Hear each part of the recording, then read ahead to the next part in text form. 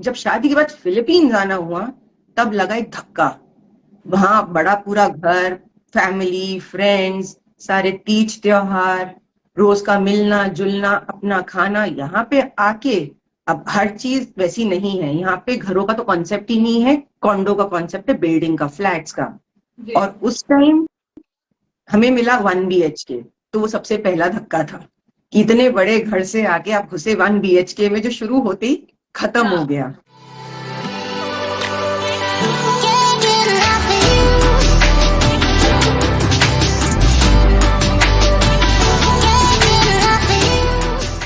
रातों रात सफलता पाना चाहते हैं, रातों रात सपना पूरा हो जाए ये चाहते हैं।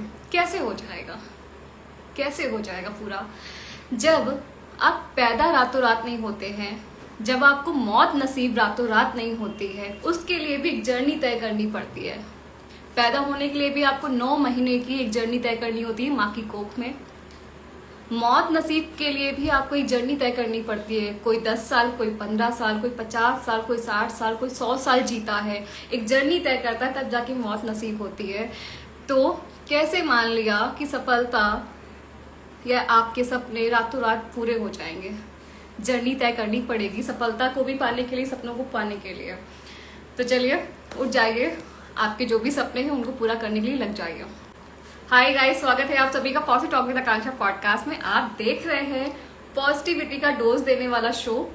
मैं आ गई हूँ फिर से पॉजिटिव वाइब्स लेकर के, आपकी दोस्त और होस्ट आकांक्षा सेंगर। हाय नीतू जी, कैसी हैं?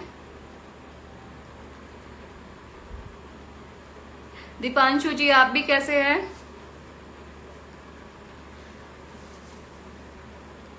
सभी लोगों को हाय। हाय पीयूष,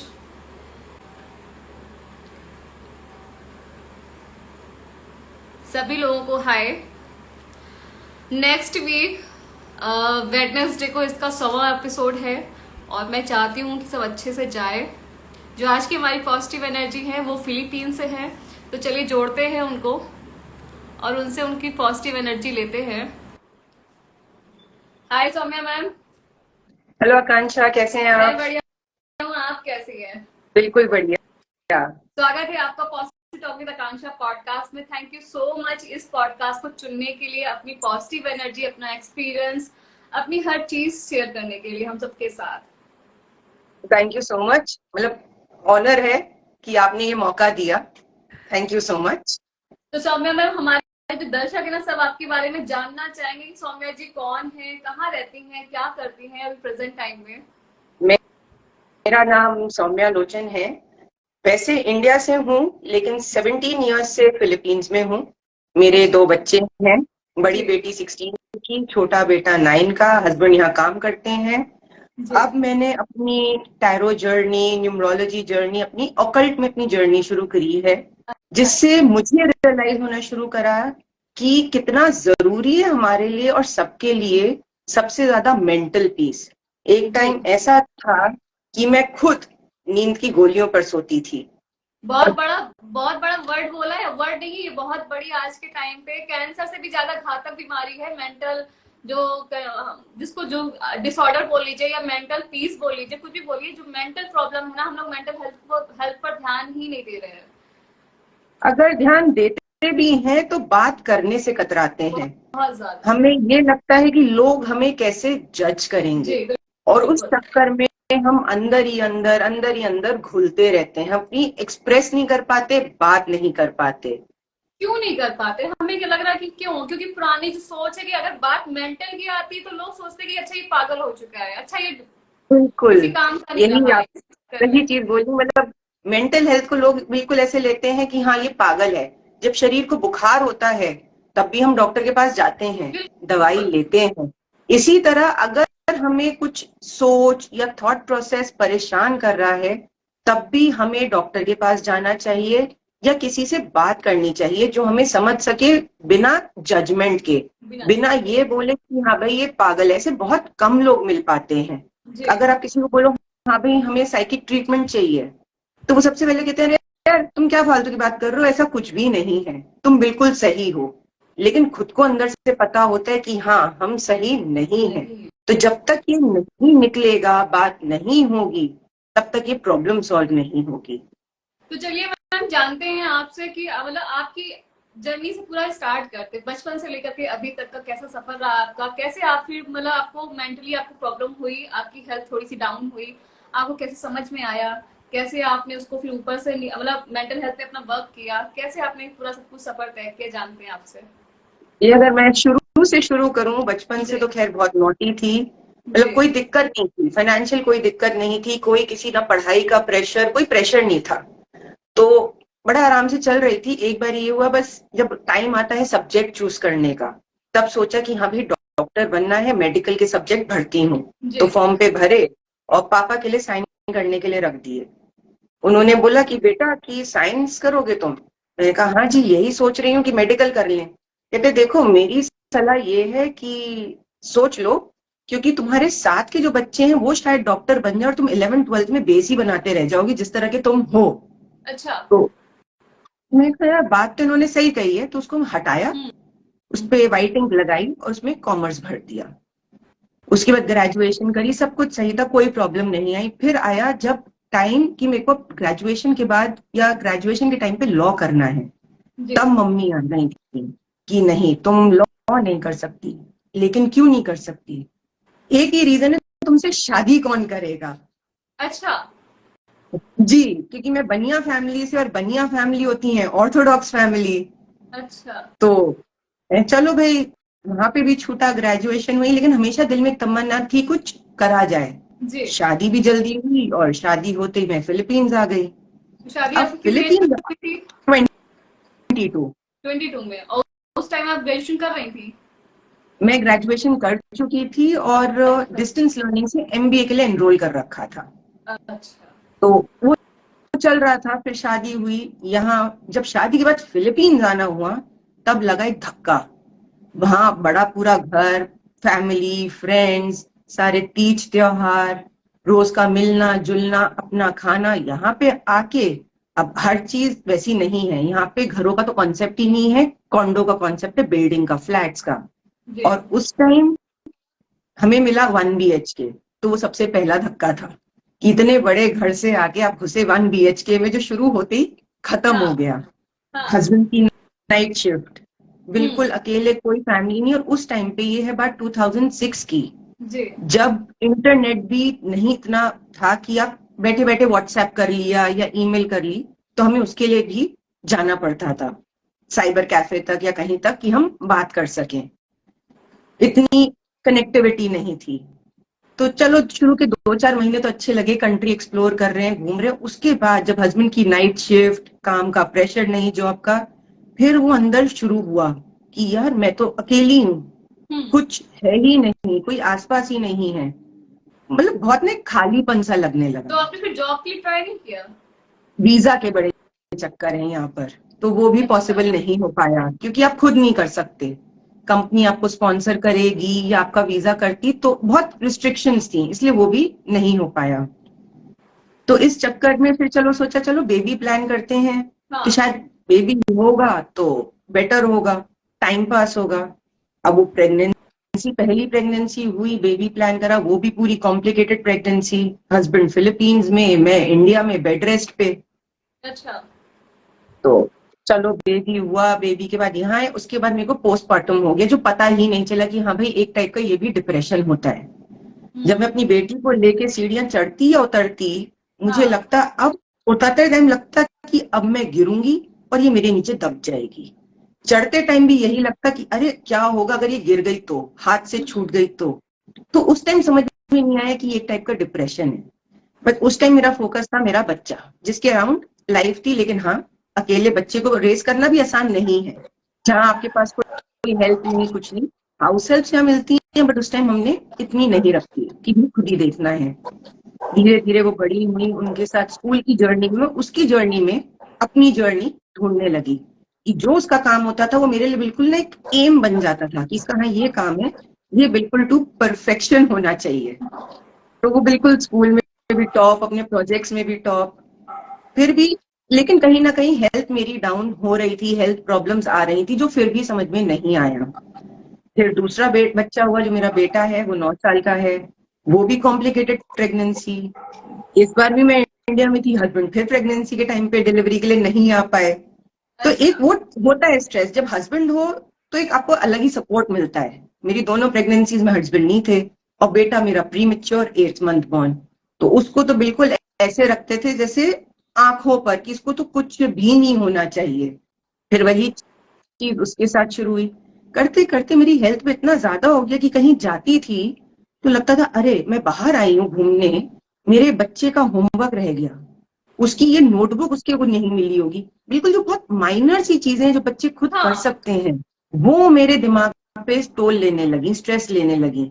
मतलब अगर बच्चे का मैंने पेंसिल बॉक्स में रात को पेंसिल रखना भूल गई, छोटी सी चीज, मुझे हाँ। रात में नींद आनी बंद हो गई। मैं ये सोचती थी अरे अगर वो बिना पेंसिल के चला गया तो कैसे उसका काम होगा। फिर छोटे वाले को जब मैं कपड़े पहनाती थी, मतलब ये तो हाइट थी मेरी, मतलब पूरी बाजू का पहनाया, फिर उसकी ना 1 2 3 4 5 करके उंगलियां गिनती थी कि कहीं कोई अंदर टूट तो नहीं गई। ये मतलब पाइलॉन हो रहा था जो नहीं पता चला।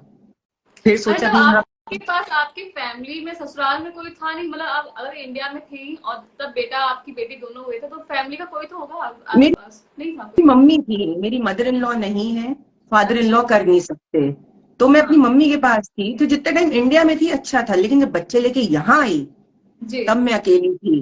तब वो हाँ एकदम, मम्मी मेरे साथ भी आई थी दूसरे वाले के टाइम पे, काफी टाइम हम साथ रहे, लेकिन फिर भी उनके जाने के बाद वो अकेलापन, खुद करना, मैनेज करना, बड़े की पढ़ाई, छोटे की अलग नीड्स। और जब वो उंगली का हुआ, मतलब उस टाइम मेरे को तब भी रियलाइज नहीं हुआ, मेरे को अब रियलाइज हुआ कि मैं करती क्या थी। ऐसे किसी बच्चे की उंगली टूट के अंदर नहीं गिर सकती। तो ये दिखाता है कि हाँ मेंटल हेल्थ खराब हो रही थी, उससे हम मेरे लोगों को को। पता भी नहीं चल पाता ना कभी कभी कि हम लोग मतलब हम लोग कुछ हम लोग को स्ट्रेस या डिप्रेशन कुछ ऐसा फील हो, तो ये नहीं, बहुत कई बड़ा बार वर्ड है। नहीं पता चल पाता, हमें लगता है ये पार्ट ऑफ लाइफ है, ये नॉर्मल है, चीजें ऐसे ही होती हैं। उसके बाद मेरे को, मेरा बेटा जो था वो यूट्रस के लिए बड़ा था, तो यूट्रस की प्रॉब्लम हुई, तो और 7 8 साल वो प्रॉब्लम में इतनी बढ़ गई कि मैं बहुत चिड़चिड़ी हो गई, हर छोटी चीज पे गुस्सा करना, चिल्लाना। तो फिर फाइनली डिसीजन लिया कि नहीं भाई अब ये सर्जरी करवानी है, हिस्टेक्टमी करवानी है, यूट्रस रिमूव करवाना है। पैंडेमिक के बाद अब वो यहाँ होगा कि इंडिया में होगा, फिर एक वो बहुत बड़ा सवाल कि यहाँ का मेडिकल सिस्टम इतना अच्छा नहीं है, और डॉक्टर्स पे मतलब एक खुद को होता है कि फेथ नहीं। तो चलो सोचा यहीं करवाते हैं कि बच्चे यहीं है, हस्बैंड यहीं है, तो मैनेज इजीली हो जाएगा। बात बात करी, डॉक्टर समझ में नहीं आई, फिर भी मन बनाया चलो मैनेज हो जाएगा, जो फ्रेंड्स हैं लोग हैं आसपास कर लेंगे। आखिरी दिन जब रूम बुक करने गई बेटी के साथ, तो डॉक्टर से कई क्वेश्चंस पूछे कि कभी जरूरत हो कोई नंबर, तो उसका हर एक चीज का रिस्पॉन्स था कि आपके पास रेजिडेंट डॉक्टर है, मेरे से जब मिलना होगा तब आप मेरे टाइम पे क्लिनिक आवर्स पे 3 घंटे के फ्रेम में आएंगी। अच्छा। तो मेरी बेटी मुझे देख के बोली कि मम्मी मुझे लगता नहीं है कि इस टेबल से आप घर तक पहुंच पाओगी, तो इट्स बेटर कि आप इंडिया चले जाओ, हम लोग मैनेज कर लेंगे। तो फिर मैं अपने बेटे को लेकर गई, उसकी छुट्टियां थी, अपनी सर्जरी कराई, और जब मैंने सर्जरी कराई उसके बाद मेरे को लगा यार मेरे को जो प्रॉब्लम्स थी खत्म हो गई, अब बच्चे बड़े हैं, मैं लाइफ में कुछ कर सकती हूँ। तब मैंने हस्बैंड को कहा यार मैं सोच रही हूँ मैं कुछ पढ़ाई कर लूँ। तो बोले देखो फॉर्मल पढ़ाई करनी इस एज में जहाँ दोनों बच्चे स्कूल जा रहे हैं, तुम भी कॉलेज जाओगी, घर मैनेज करना है, मैं नाइट शिफ्ट करता हूँ, तो वो पॉसिबल नहीं हो पाएगा। तो तुम कुछ ऐसा ढूंढो जो तुम अपनी कन्वीनियंस से घर बैठे कर सको। तो मैंने बड़ा सोचा कि ऐसा क्या कर सकती हूँ, सोचा चलो मेकअप का करती हूँ। तो कहते देखो तुम्हारे को घर घर जाके मेकअप करना होगा, टाइम बे टाइम जाना होगा, तुम कर पाओगी? क्योंकि उस टाइम मैं यहाँ पे जो बिल्कुल डिपेंडेंट थी पब्लिक ट्रांसपोर्ट पे, गाड़ी नहीं चलानी, कुछ नहीं कराना, अपने आप को जी। ककून में बंद कर रखा था बिल्कुल। मैंने कहा हाँ यार ये भी तुम्हारी बात सही है कि मैं कैसे जाऊंगी, और यहाँ बारिश जो आती है वो बारिश नहीं होती, वो तूफान होता है, टाइफून होता है। तब आपको फील नहीं हुआ कि लड़कियों को भी मतलब गाड़ी चलानी हमको भी आनी चाहिए? मेरे को बहुत सी लड़कियां सीख आती के है, ड्राइविंग लगता। बिल्कुल आती है, लेकिन यहाँ कभी चलाई नहीं क्योंकि लेफ्ट हैंड ड्राइव अच्छा। है। उसके बाद मैं कहा चलो, अब मैं फिर बड़ा सोच समझ के मैं कहा चलो न्यूमरोलॉजी या टैरो में से कुछ करती हूँ। तो कहते अच्छा तुम एक से शुरू करो, फिर देखते हैं कैसे जाता है, तो मैंने टैरो चूज करा। फिर जब टैरो का हुआ, एक मेरे को ऑनलाइन क्लास मिली, पहले 3 दिन की बूट कैंप थी, मैं चलो जी ट्राई करती हूँ, अगर समझ में आया तो कंटिन्यू करेंगे वरना कुछ और एक्सप्लोर करेंगे। तो जब उसकी 3 दिन की, अब ये हुआ कि उसके पैसे कैसे दें, क्योंकि हाँ सिर्फ दिन में 300 रुपए हैं, अब यहाँ से कैसे ट्रांसफर हो। तो मैंने अपने एक फ्रेंड को फोन करा, मैंने कहा यार ऐसे ऐसे मेरे को कोर्स करना है, उसके 300 रुपए भरने हैं, तू भर देगा? तो मतलब वो मेरा फ्रेंड ऐसा है जो बिना सवाल जवाब के, बिना जजमेंटल हुए, हाँ ठीक है कर दूंगा। मैंने कहा यार तूने पूछा ही नहीं किस चीज का है। कहते यार क्या पूछ के करूं, जो तेरे को करना है तू कर ले, और देगी देगी मुझे वापस, नहीं देगी तो कोई बड़ी बात नहीं है। तो उसने पहले मेरे वो 300 भरे। उसके बाद जो मेरी जर्नी स्टार्ट हुई, अब मुझे 1 साल से ऊपर हो चुका है, इसमें मैंने टैरो कर लिया, हेल्थ टैरो कर लिया, क्रिस्टल हीलिंग कर ली, कैंडल रिचुअल्स कर लिए, न्यूमरोलॉजी कर ली। जब मैंने टैरो करना शुरू करा लास्ट ईयर जुलाई में, तब मुझे लगा कि जब जब मैं पढ़कर सो रही हूँ मुझे जी। बड़ी चैन की नींद आ रही है, अच्छा मेरे को नींद की गोलियों की जरूरत नहीं पड़ रही। तो अच्छा। मेरे को हस्बैंड बोलते हैं कि हो सकता है तुम पूरा दिन गेम खेलती रहती हो तो तुम डिस्ट्रैक्टेड रहती हो, तुम्हारे दिमाग में ना कुछ करने को है, पढ़ाई कर रही हो तो तुम ऑक्यूपाइड हो। फिर वो रियलाइज हुआ over a period of time कि ये ऑक्यूपाइड से कुछ नहीं है, मैं अंदर ही अंदर परेशान थी। जो मैंने बच्चों के इर्द गिर्द अपनी दुनिया बना रखी थी वो एक थी, लेकिन मैं अंदर से वो खुशी नहीं थी, जो मेरे को अपने लिए कुछ करके या दूसरे के लिए कुछ करके जो खुशी मिली इससे, उससे फिर रियलाइज हुआ कि हाँ मेंटल हेल्थ कितनी जरूरी होती है। उससे मेरी हेल्थ पे बड़ा फर्क पड़ा। जो इतना गुस्सा था, चिड़चिड़ापन था, वो कम हुआ। मतलब ये नहीं कहूंगी कि अभी गुस्सा नहीं आता, हाँ बिल्कुल आता है, इंसान हूं, और सबसे ज्यादा हस्बैंड पे ही फटती हूँ, और तो कोई मिलता नहीं। लेकिन जैसे पहले हर दूसरे दिन का था वो कम हो चुका है। और अब ये है कि हाँ अपने लिए कुछ करना है। कई बार मैं लोगों से फीस लेती हूँ, कई बार नहीं लेती, और नहीं लेती ना तो बुरा नहीं लगता कि मुझे कुछ नहीं मिला। मुझे ये लगा कि हाँ मैंने दूसरे के लिए कुछ करा, किसी की कुछ मदद हुई, उसको कहीं सुकून मिला कि हाँ यार मेरे को अपनी प्रॉब्लम का सोल्यूशन मिला। और मुझे ये लगता है कि दुनिया में बहुत प्रॉब्लम्स हैं जो हमें पता नहीं चलती। पता नहीं हमारे को चलती। लगता है अरे हमारी प्रॉब्लम इतनी बड़ी है, जो नहीं है। औरों की हाँ प्रॉब्लम हमसे बहुत बहुत ज्यादा है। इस जर्नी में जुड़ के मुझे पता चला कई लोग तो ऐसे हैं जो बिल्कुल बेड रिडन थे, मोबाइल भी नहीं थे, अब वो टैरो से, अपनी हीलिंग से, अपनी विल पावर से वो लोग अब चल फिर रहे हैं, अपने काम खुद कर रहे हैं। सभी लोग, जितने भी लोग अभी प्रेजेंट टाइम में देख रहे हैं, सभी से रिक्वेस्ट है कि भाई जिसके भी फैमिली में, दोस्त में, रिश्तेदारों में जो भी आपसे कह रहा है कि वो आपसे बात करना चाहता है, तो आप उसको प्लीज टाइम दीजिए थोड़ा सा।